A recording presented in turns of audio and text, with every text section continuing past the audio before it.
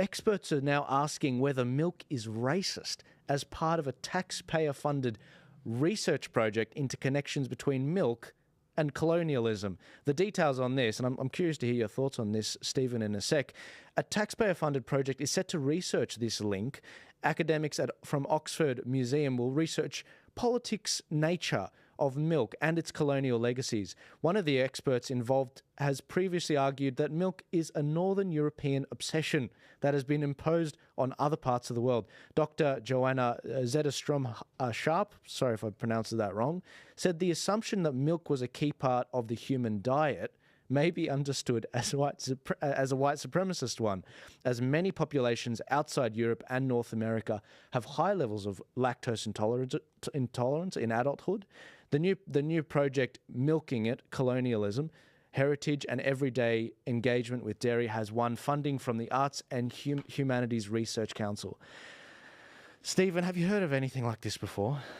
No, but I've heard of things, I guess, equally ridiculous, but of a different nature. But I mean, this is just an example of a lot of modern scholarship.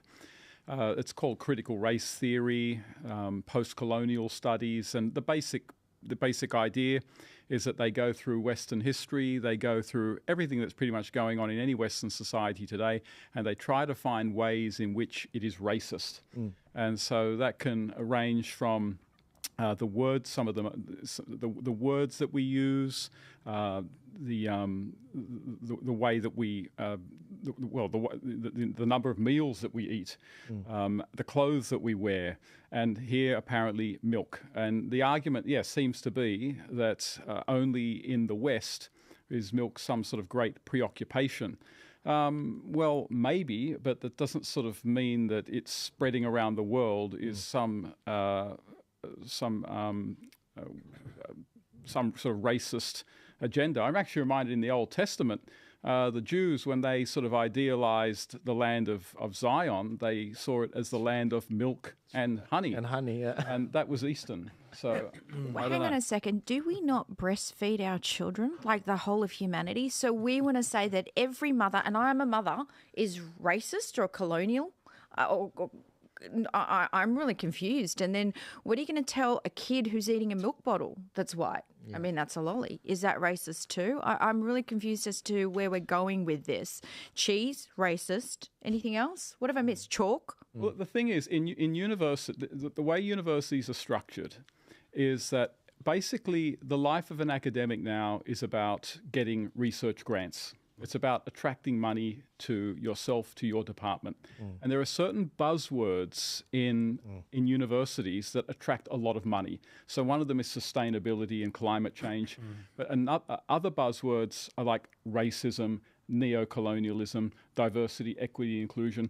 And so any project that sort of attaches itself to those buzzwords can attract an awful lot of money. And it creates perverse incentives in universities for people to come up with moronic projects like this, basically so they can attract government funding. And when you attract government funding, that means you go from lecturer to senior lecturer, from senior lecturer to professor. So it's a perverse monetary incentive behind all of this, because again, sort of the purse strings of research all around the world are largely being controlled by people who've, if they haven't completely ideologically bought in to wokeism, they're too cowardly actually to resist it. And so consequently you get all these waste of money projects that the public pays for. Well, that's it. It's our hard-earned tax dollars. It's crazy. And I'm sorry, as a mother, I take great offence to that. Craig, what do you think about this? Well, Joel, we've got something similar. This, I think, is from the UK. We've got something very similar here. It's the Australia Research Council grants. Yeah. And they come out every year. And I used to have great fun in Parliament going through these just absurd waste of money sort of thing that they did. Yeah. And you're right, climate change was the buzzword. You have to put sort of climate change in there sort of thing. Maybe we should at another sort of night go through the list of those Australia Council Grants Awards and see how similar things are being wasted money here in Australia. But just getting back to the dairy, remember what happens to the cows under net zero? They'll have to be culled. Yeah. You can't have, if you want net zero, the basically dairy industry that we have today has to be destroyed. what is it? A quarter of our emissions come from livestock in Australia? It's about I think about 13, 14, 15%, depends how you measure it. But remember, it's not from the machinery. It's not the tractor in the paddock or the machinery in the shed. It's from the farts and the burps of the animals. Yeah. Now there's some weird, But not humans. so there's some weird plan that you can give the animal some seaweed tablet and reduces their farting and burping, but it's only a small reduction. Yeah. So ultimately, if we are going to go down this net zero path, there will come a time, and it'll be very near future, of how we've got to start culling our herds, how milk and dairy will be off the menu. It's funny you should say that, because I remember back a while ago looking at kangaroo meat, and they said we can't do kangaroo meat in mass, even though it's semi-comparable to cows, because they do 3 times the amount of farts and methane production. I was like, well, isn't that interesting, with regards to that? But no. Who measures that?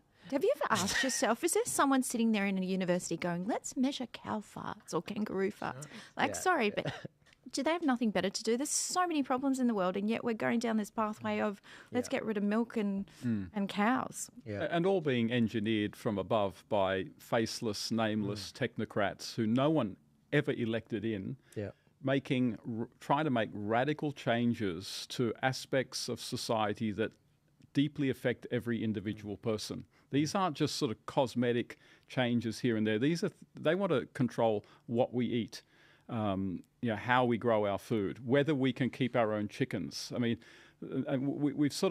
this is just a classic example of the fact that we're barely a democracy anymore. We're really a technocracy with a kind of thin democratic cloak over us. And no one even knows who the heck these people are behind the scenes making the decisions. The cabal. Yeah. Cabal. Oh, with so many names. It's ridiculous. Speaking of the cabal,